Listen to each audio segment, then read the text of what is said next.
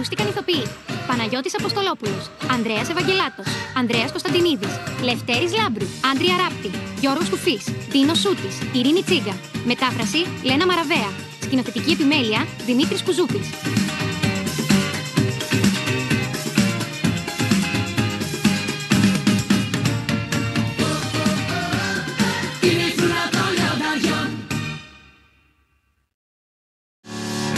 Στη συνέχεια, η φρουρά των λιονταριών στο Disney Junior.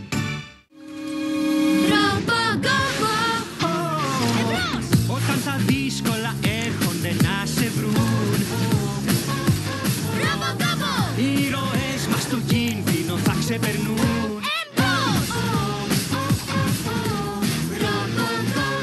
Μια σούπερ οικογένεια ξεχωριστή, ζωάκια διάσωσης θα σε βοηθήσει. Ρομποκόπο, νέα σειρά με πρεμιέρα αυτό το Σάββατο στις 4 το απόγευμα στο Disney Junior.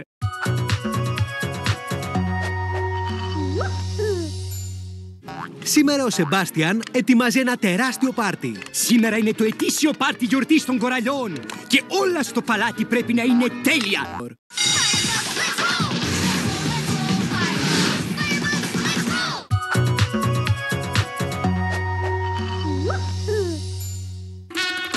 Όποτε η Άριελ και οι φίλοι της παίζουν κάποια από τα τραγούδια τους, όλα γίνονται πολύ πιο διασκεδαστικά.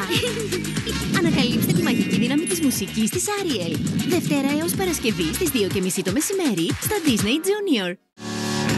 Τώρα, ώρα για τη φρουρά των λιονταριών στο Disney Junior.